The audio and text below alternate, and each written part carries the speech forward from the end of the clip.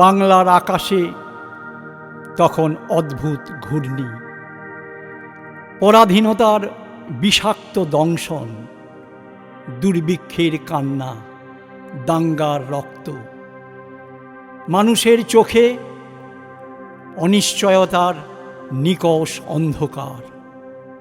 ঠিক সেই সময় ভবানীপুরের এক ভদ্রাসন থেকে ধ্বনিত হলো এক দৃপ্ত উচ্চারণ। এগিয়ে এলেন এক তরুণ শিক্ষাবিদ, এক নির্ভীক দেশ ও নায়ক, শ্যামাপ্রসাদ মুখার্জি। তিনি শুধু একজন রাজনীতিবিদ নন, তিনি এক যথার্থ জাগরণ, একটি আপোষহীন মেরুদণ্ডের পরিভাষা, এক অদম্য আত্মমর্যাদার প্রতীক। স্যার আশুতোষ মুখোপাধ্যায়ের সন্তান, কিন্তু পরিচয় শুধু পিতার গৌরবে নয়, নিজের সাধনা, কর্ম, নিজের আগুনে তিনি হয়ে উঠেছিলেন এক স্বতন্ত্র বহুমাত্রিক মহীরুহ। প্রেসিডেন্সি কলেজের মেধাবী ছাত্র, কলকাতা বিশ্ববিদ্যালয়ের উজ্জ্বল নক্ষত্র, উপাচার্যের আসনে বসেও তিনি কখনো ক্ষমতার অহংকার শেখেননি। তিনি বিশ্বাস করতেন শিক্ষা মানে কেবল ডিগ্রি নয়, শিক্ষা মানে চরিত্র, শিক্ষা মানে দেশপ্রেম, শিক্ষা মানে জাতির ভিত্তি মজবুত করা। তখন বাংলার পথে পথে মন্বন্তরের রাহুগ্রাস, ক্ষুধার জ্বালায় প্রতিদিন মায়ের কোল যাচ্ছে শূন্য হয়ে, রাস্তায় পড়ে কঙ্কালসার মানুষের অগণন মৃতদেহ। ব্রিটিশ শাসকের নির্মম বঞ্চনা ও উদাসীনতা বাংলাকে ঠেলে দিয়েছে মৃত্যুর কিনারায়। সেই সময় শ্যামাপ্রসাদ কেবল বক্তৃতা দেননি, তিনি সহমর্মিতায় মানুষের পাশে দাঁড়িয়েছিলেন।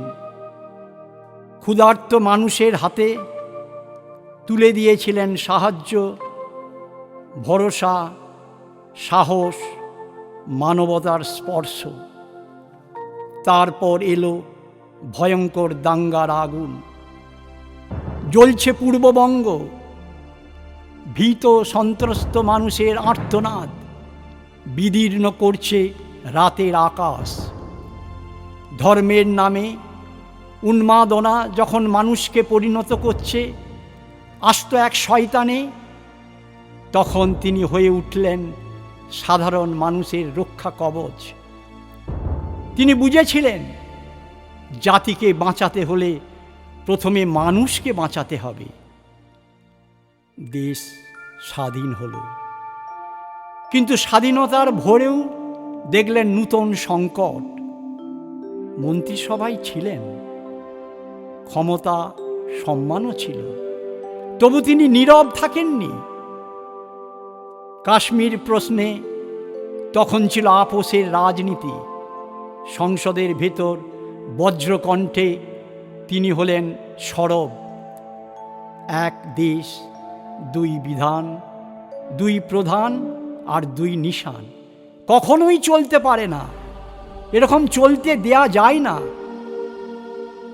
তার এই দৃপ্ত উচ্চারণ ছিল না কোনো রাজনৈতিক স্লোগান, ছিল এক অখণ্ড শক্তিশালী ভারতের স্বপ্ন। এক সংবিধান, এক পতাকা, এক জাতীয় আত্মপরিচয়ের আহ্বান। 1951 সালে তিনি প্রতিষ্ঠা করলেন জনসংঘ। তিনি জানতেন রাজনীতি কেবল ক্ষমতা দখলের পথ নয়, রাজনীতি মানে প্রসারিত আদর্শ, মানব কল্যাণে নিজেকে সমর্পণ। রাজনীতির অর্থ জাতির আত্মাকে জাগিয়ে তোলা। বাংলার মাটিতে তিনি যে বীজ বপন করেছিলেন, আজ তা সমগ্র উপমহাদেশে আশা ও ও ভরসার প্রতীক হয়ে বিস্তৃত। জাতীয়তাবোধ, সাংস্কৃতিক আত্মবিশ্বাস, দেশকে সবার ওপরে ভাবার শিক্ষা, এই সব কিছুর ভিত্তিপ্রস্তর গড়ে দিয়েছিলেন তিনি। তারপর এলো সেই ঐতিহাসিক যাত্রা। কাশ্মীরে প্রবেশ করতে গেলে নিজের দেশেই লাগবে পারমিট। এ তিনি কিছুতেই মেনে নিতে পারেননি। তিনি জানতেন বিপদ আছে, হয়তো কারাবরণ হতে পারে, তবু তিনি থামেননি। কাশ্মীরের পথে রওনা হওয়ার আগে তিনি যেন সমগ্র ভারতবাসীকে বলেছিলেন, ব্যক্তিগত সুখের জন্য নয়, প্রাদেশিক সুবিধার জন্য নয়, সমগ্র দেশের কল্যাণের জন্য যারা আঘাত সহ্য করে তাদের ত্যাগ কোনোদিন ব্যর্থ হয় না। গ্রেপ্তার হলেন তিনি। শ্রীনগরের চরম অস্বাস্থ্যকর পরিত্যক্ত একটি কটেজ, চারপাশে ইঁদুর, পেঁচা, সাপের বসতি। প্রচণ্ড ঠান্ডায় তার অসুস্থতা, নিঃসঙ্গতা, চিকিৎসার গাফিলতি আর এক গভীর ষড়যন্ত্রের হাতছানিতে রহস্যময় মৃত্যু। মাত্র 51 বছর বয়সে নিভে গেল এক অমূল্য অগ্নিশিখা।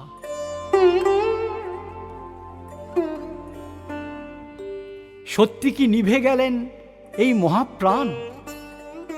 আজও কাশ্মীরের পাহাড়ে পাহাড়ে তার কণ্ঠস্বর ধ্বনিত প্রতিধ্বনিত হয়। আজও ভারতের সংসদে, রাজনীতিতে, জাতীয় চেতনায় তার প্রবলতর উজ্জ্বল উপস্থিতি। আজ কাশ্মীরের বুকে তার নামাঙ্কিত বিশাল টানেল শুধু যাত্রাপথকে সংক্ষিপ্ত করেনি, এ যেন মহৎ বাঙালি প্রাণের প্রতি শ্রদ্ধার্ঘ্যের এক প্রতীক।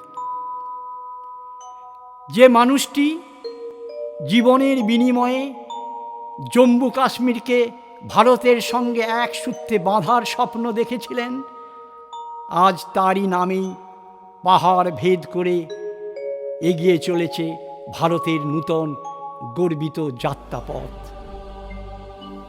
তিনি আমাদের শিখিয়েছেন, দেশপ্রেম মানে কাউকে ঘৃণা নয়, দেশপ্রেম মানে দায়িত্ব, দেশপ্রেম মানে সততা, দেশপ্রেম মানে নিজের চেয়ে দেশকে বড় করে ভাবা। আজকের প্রজন্মের কাছে শ্যামাপ্রসাদ মুখোপাধ্যায় শুধু ইতিহাসের নাম নয়, তিনি এক অনন্ত প্রেরণা, এক সাহস, এক আপোষহীন মেরুদণ্ড। হিন্দু বাঙালির জন্য পশ্চিমবঙ্গের ভারত অন্তর্ভুক্তির অন্যতম প্রণম্য কারিগর। যতদিন ভারত থাকবে ততদিন কোনো তরুণ বুক ভরে বলবে দেশ আগে, রাষ্ট্র আগে, ততদিন প্রবলভাবে বেঁচে থাকবেন ডক্টর শ্যামাপ্রসাদ মুখোপাধ্যায়।